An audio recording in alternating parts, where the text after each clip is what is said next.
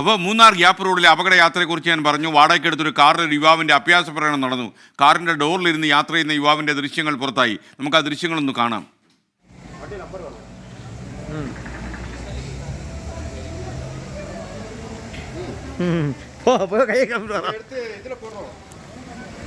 ഇതാണ് കലാപരിപാടി. കുറച്ചു കാലമായി ഗ്യാപ്പ് റോഡിൽ ഇങ്ങനെയൊക്കെയുള്ള അഭ്യാസ പ്രകടനങ്ങൾ. രാഹുൽ വിജയൻ ഇടുക്കിയിൽ നിന്ന് ചേരുന്നു. രാഹുൽ വിജയൻ, യഥാർത്ഥത്തിൽ നമ്മൾ നിരവധി വാർത്തകൾ ഇതിനെക്കുറിച്ച് സംപ്രേഷണം ചെയ്ത് കഴിഞ്ഞു. മോട്ടോർ വാഹന വകുപ്പ് അവിടെ ശ്രദ്ധിക്കുന്നില്ലേ? എന്താ സംഭവിക്കുന്നത്?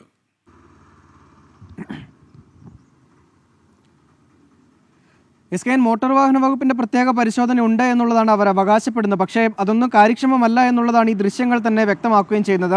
ഇത് ഇന്നലെയാണ് ഈ സംഭവം നടക്കുന്നത്. ദേവികുളത്ത് വെച്ചാണ് ഈ കാറിന്റെ ഡോറിൽ കയറിയിരുന്ന ഒരു യുവാവ് അഭ്യാസ പ്രകടനം നടത്തുന്നത്.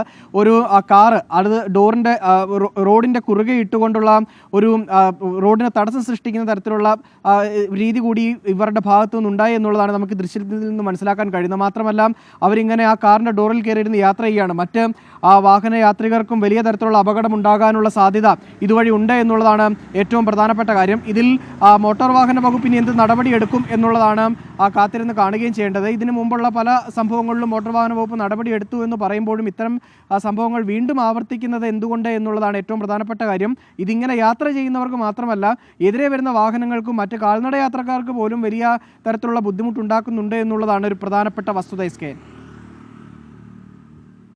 Thank you Rahul Vijayan. എന്തായാലും ഇതിൽ കർക്കശമായ നിലപാട് എടുക്കണം. കാര്യം റോഡ് അപകടങ്ങളെ കുറയ്ക്കാൻ മോട്ടോർ വാഹന വകുപ്പും മറ്റ് അധികൃതരും ശ്രമിക്കുമ്പോൾ ഇങ്ങനെയുള്ള അഭ്യാസ പ്രകടനങ്ങളുമായി റോഡിലിറങ്ങാൻ അനുവദിച്ചുകൂടാ.